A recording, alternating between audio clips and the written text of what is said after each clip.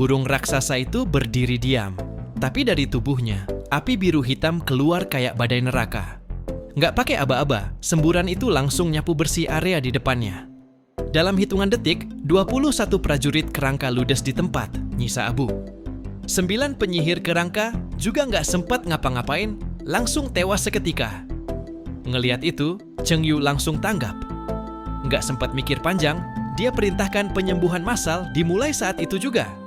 Jenderal mayat hidup di belakangnya buru-buru aktifin skill Legiun, ngasih buff gede ke semua pasukan kerangka biar bisa bertahan lebih lama. Karena kalau telat dikit aja, bisa-bisa semuanya ludes tanpa sisa. Tapi masalahnya, si burung raksasa itu nggak berhenti. Dia diam di tempat, tapi api hitam biru terus keluar dari tubuhnya kayak mesin pembakar.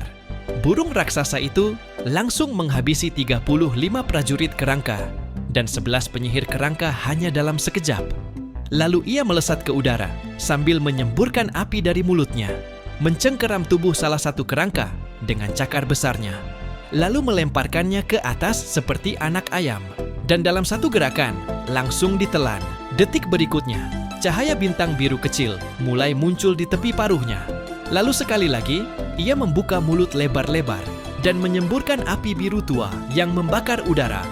Barulah semua orang sadar, ini bukan monster biasa. Ini adalah burung luan badai salju, level 62, makhluk tingkat penguasa. 4 atribut utamanya sangat tinggi. Ia punya skill semprotan api dan ledakan api, kebal terhadap semua serangan elemen api, dan punya pengurangan kerusakan elemen serta fisik hingga 60%. Bahkan taringnya mampu menembus semua jenis pertahanan. Anggota Guild Jialan pun terpaku. Salah satu dari mereka berkata, atribut kayak begini, bahkan lebih tinggi dari profesional level 70. Mu Xuan menoleh ke arah Cheng Yu dan bertanya, kau bisa mengalahkannya, kan? Namun sebelum jawaban sempat keluar, burung itu sudah kembali menyerang. Ledakan apinya menghantam lagi. Beberapa prajurit kerangka tumbang seketika. Lalu, tanpa banyak gerakan, burung luan itu menukik ke bawah, mencengkeram 3 prajurit kerangka dengan satu tangan, mencubit mereka seolah tak ada artinya, dan langsung menghancurkannya di tempat. Cheng Yu langsung sadar, situasinya makin gawat. Meskipun energi mental para prajurit kerangka masih bisa diisi ulang, tapi kalau nggak cepet kabur sebelum benar-benar habis, tamat sudah. Mereka semua bakal dalam bahaya besar. Dengan nada tegas, dia teriak ke persekutuan Jialan, prajurit kerangkaku masih bisa nahan bentar, jadi cepet keluar dari area inti. Tapi baru aja dia selesai bicara, burung luan kuno itu tiba-tiba membuka matanya lebar-lebar dan menatap lurus ke arah Cheng Yu. Nggak perlu waktu lama, Cheng Yu langsung paham. Dia jadi target utamanya. Tanpa pikir panjang, dia dorong Jalan Yeyu menjauh. Jangan ikutin aku, kita kabur masing-masing. Jalan Yeyu sempat kaget dan kesal. Apa-apaan sih? Gila, mau ninggalin kita gitu aja. Tapi Mu Xian, yang dari tadi ngamatin situasi, langsung paham. Luan kuno itu ngejar Cheng Yu. Dan Cheng Yu sengaja ngelakuin ini buat ngulur waktu. Demi kasih kesempatan yang lain kabur. Barulah Jalan Yeyu sadar, dia malah ngorbanin dirinya buat kita. Tapi sekarang bukan waktunya buat drama. Dia langsung kasih perintah, semua kabur. Jangan sampai pengorbanan Cheng Yu sia-sia. Di sisi lain, Cheng Yu terus dikejar burung luan kuno. Sambil lari, dia sempat nengok ke belakang. Nggak segampang itu bunuh gue. Tapi kalimat itu belum selesai di pikirannya. Kemampuan burung luan kuno langsung meledak. Dalam satu serangan, 6 armor kerangka miliknya langsung hancur berkeping-keping. Dan di saat itu juga, amarah Cheng Yu pun meledak. Sialan, lu kira gue terbuat dari lumpur? Cheng Yu menggeram, lalu langsung nyemburin beberapa aliran api jiwa dari tangannya. Api itu jelas bikin burung luan kuno ngerasa nggak nyaman. Burung itu sempat ngeronta, tapi cuma sebentar. Detik berikutnya, matanya melebar dan jurus ledakan api langsung dikeluarin. Serangan brutal itu meluncur lurus ke arah Cheng Yu. Ledakan gede banget meledak tepat di tempat dia berdiri. Debu mengepul. Tanah hancur berantakan, dan semuanya jadi sunyi. Jialan Yeyu dan Mu Xian cuma bisa ngeliat dari kejauhan. Wajah mereka tegang. Dengan serangan seganas itu, apa dia masih bisa selamat? Mu Xian mulai gemetar, air matanya jatuh satu-satu. Cheng Yu nggak mungkin selamat. Jialan Yeyu cuma bisa memalingkan muka. Napasnya berat. Dia adalah profesional hebat. Nanti kita bakal bangun makam yang layak buat dia. Tapi saat semua orang udah mulai pasrah, ternyata Cheng Yu masih hidup. Ternyata tubuh Dewa Naga Bumi miliknya berhasil nahan semua serangan barusan. Meski penuh luka dan asap masih mengepul di sekujur tubuhnya, tatapannya tetap dingin, penuh dendam. Baiklah, kalau gue mati sekarang dan dibangkitin nanti di aula pahlawan, gue janji gue bakal balas dendam. Tapi baru aja dia bangkit, tiba-tiba ada sosok misterius berwarna ungu yang melesat turun dari langit. Cheng Yu sempat kaget. Dia nggak nyangka bakal ketemu di sini. Tapi kemudian dia bingung. Dia datang nyari gua. Tapi gimana bisa dia nemuin gua? Apa jangan-jangan gua ditandain? Sukubus itu berdiri di hadapannya. Senyumannya manis, tapi penuh misteri. Sikapnya nggak kelihatan berbahaya. Malah kayak temen lama. Udah, ikut aja. Nggak usah khawatir. Aku bakal jaga kamu baik-baik. Setelah mengatakan itu, Mina langsung meluncurkan jurus pesonanya ke arah Cheng Yu. Tapi serangan itu gagal total.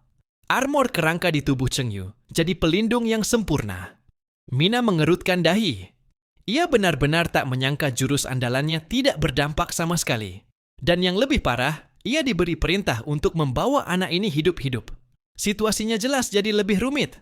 Tapi Cheng Yu tak gentar sedikit pun. Dengan suara tegas, ia menolak tak akan ikut. Bahkan jika harus mati sekalipun. Mina hanya tersenyum, senyum yang penuh tantangan. Katanya pelan, ini bukan sesuatu yang bisa kau tentukan sendiri. Tak ingin terlibat lebih jauh, Cheng Yu segera berbalik dan mulai berlari. Namun tiba-tiba, langit menggelap, burung luan kuno muncul dari balik awan, menatap Mina dan sekitarnya dengan tajam. Mina melirik ke atas dengan ekspresi meremehkan. Bos biasa dari alam atas? Menyingkirlah kalau tak ingin mati sia-sia. Tapi burung luan kuno tak menganggap ucapan itu penting.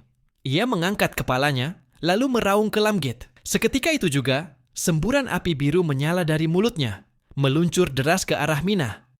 Mina berhasil menghindar, tapi hanya untuk sepersekian detik. Karena tanpa jeda, serangan kedua sudah menyusul. Api yang jauh lebih panas dan lebih cepat. Langit pun seolah bergetar karena kekuatan makhluk itu. Mina cuma bisa menahan serangan api itu sekuat tenaga. Tapi seiring waktu, ia sadar perisainya mulai memudar. Perlahan tapi pasti, perlindungan itu menghilang. Bos yang satu ini jelas bukan lawan biasa. Sementara itu, Cheng Yu duduk di atas batu, menggaruk kepala, bingung sendiri.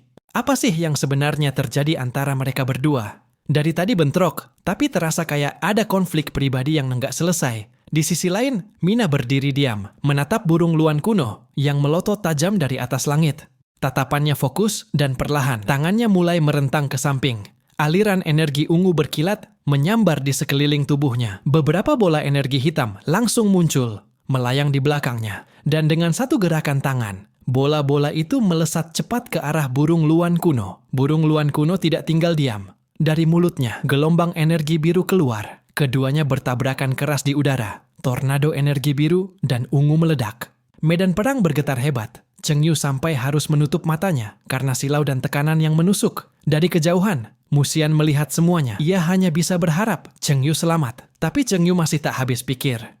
Kenapa sukubus ini nggak benar-benar bertarung? Apa dia masuk ke sini lewat saluran ruang waktu di bawah? Kalau benar dia menyelinap dan pakai kekuatan penuhnya, dia bisa langsung diusir dari dimensi ini. Mungkin itu sebabnya dia menahan diri. Tapi kalau begitu, ada satu masalah. Kalau dia sampai kabur, kemungkinan besar targetnya bakal tetap sama. Dan itu artinya, Cheng Yu belum bisa tenang sekarang. Dan sekarang, dia harus mikirin cara biar burung luan kuno bisa menahannya. Karena satu hal yang pasti, sukubus itu, Mina, udah mulai panik. Waktunya nggak banyak lagi. Kau benar-benar merepotkan. Karena kau begitu ingin mati, maka jangan salahkan aku. Dengan satu jentikan telunjuk kanannya, Mina kembali aktifin jurus pesonanya. Dan kali ini, Cheng Yu nggak sempat bereaksi. Ia langsung terhantam efek pesona itu. Untungnya, armor kerangkanya bereaksi otomatis. Dan itu nyelamatin dia di detik terakhir.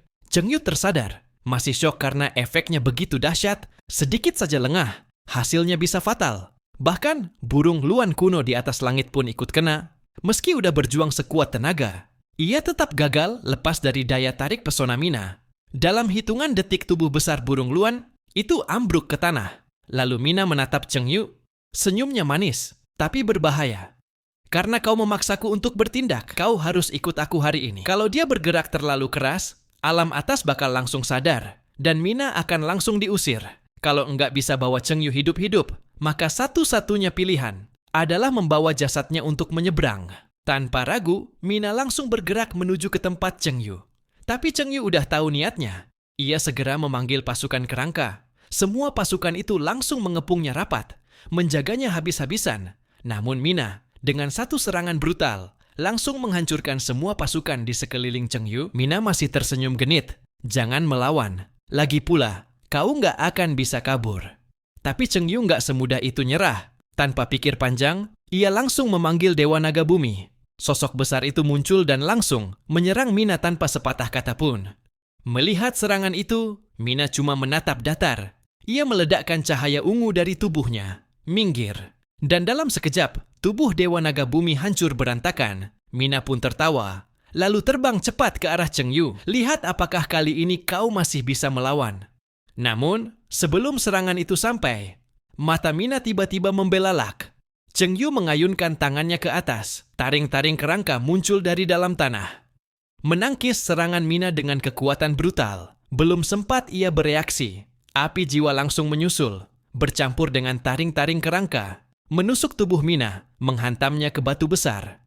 Melihat itu, amarah Mina langsung meledak. Kutu kecil, seharusnya aku sudah menghancurkanmu sejak awal. Tiba-tiba, tubuhnya mulai kabur. Gumpalan energi ungu berputar-putar di sekelilingnya. Cheng Yu panik, dalam hati ia berteriak, "Oh tidak!" Dan Mina pun berkata, "Serangga kecil, kau akan kubawa pulang dengan kepalamu, dan jiwamu akan jadi bahan bakar untuk tombakku." Namun di detik paling kritis itu, tanah di bawah mereka mulai bergetar hebat. Semburan energi dahsyat tiba-tiba meledak dari udara, langsung menyelimuti Mina dan Cheng Yu.